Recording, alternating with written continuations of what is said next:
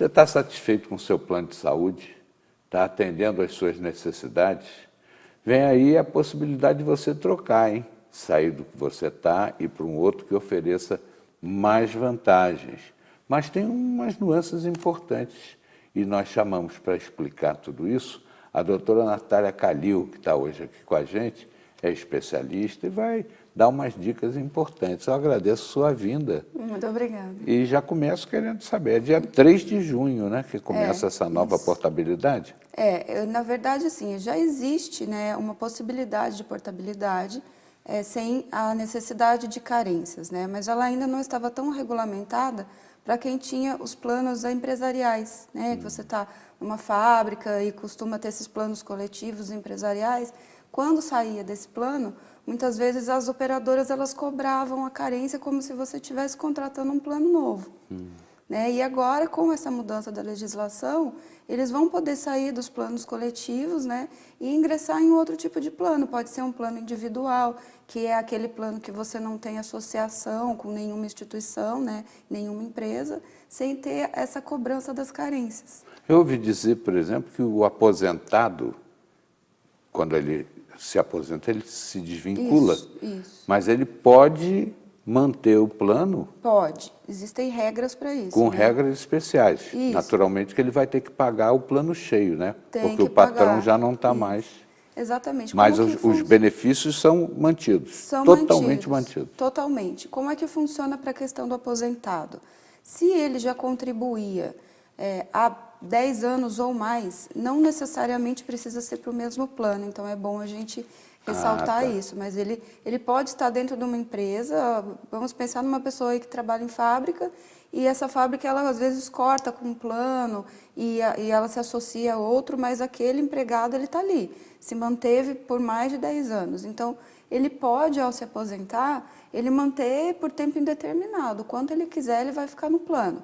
Só que aí ele vai pagar o que ele já pagava enquanto ele estava trabalhando e mais a cota parte que o empregador dele pagava. Entendeu? E aí ele pode se manter. Se ele tinha menos de 10 anos, aí ele pode ficar pelo tempo em que ele contribuía. E é uma coisa interessante, porque me parece que isso agora já está com uma decisão do STJ, né, que revogou uma decisão do TJ de São Paulo. O TJ dava a condição da pessoa se manter sem pagar a parte do empregador. Pagar a parte, sim. E o STJ, não, vai ter que pagar o plano cheio. Exatamente, é porque aí foi verificado um desequilíbrio justo, contratual, sim, porque se você mantiver os mesmos benefícios, retirando do plano de saúde a contribuição que ele recebia, ele não vai conseguir manter a cobertura, porque obviamente ele não está recebendo a contraprestação por isso, né? E aí a gente também tem os casos de pessoas que são demitidas sem justa causa. Né? E nesse caso eles podem também manter o plano aí de 6 meses a 2 anos, a depender do tempo que ele ficou na empresa.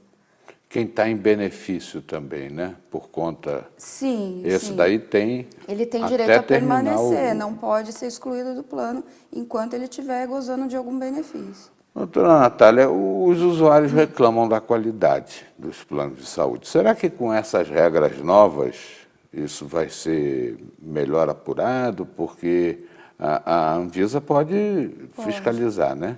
Tanto a Anvisa quanto a ANS. A ANS. Isso. Então, o que a gente costuma verificar?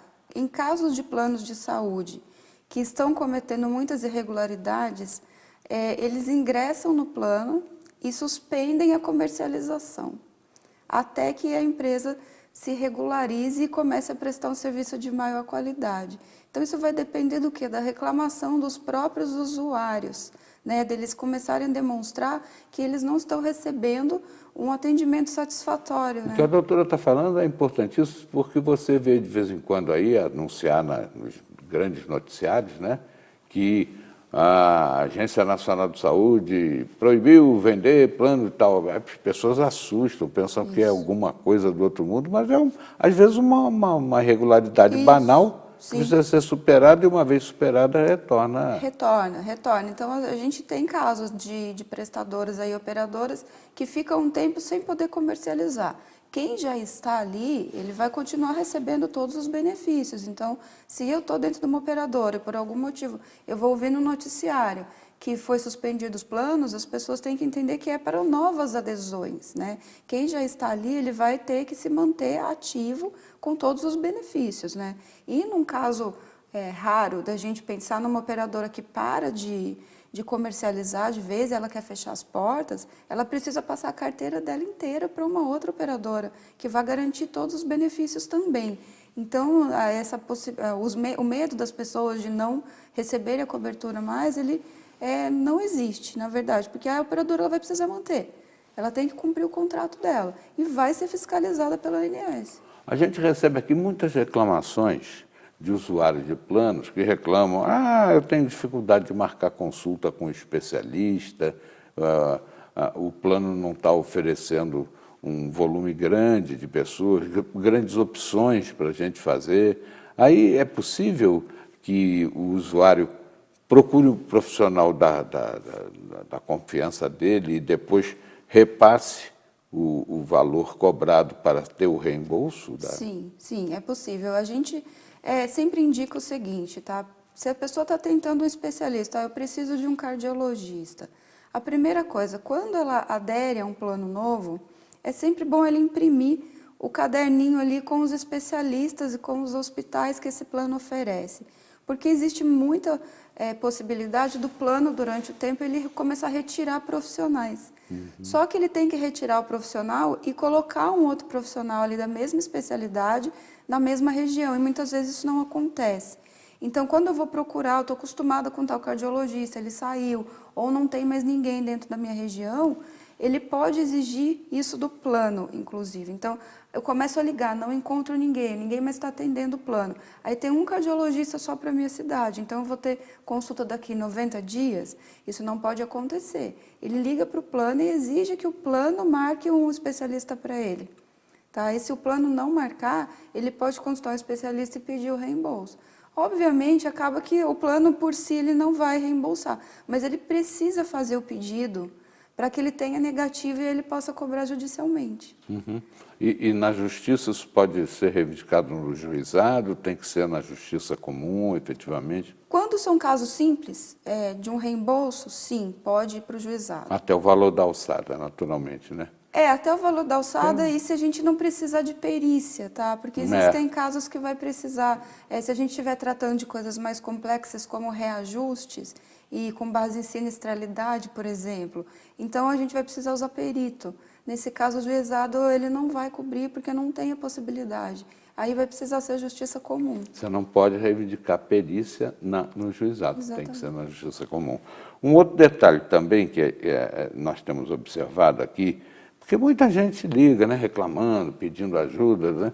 Estou aproveitando sua presença aqui para a gente tirar essas dúvidas.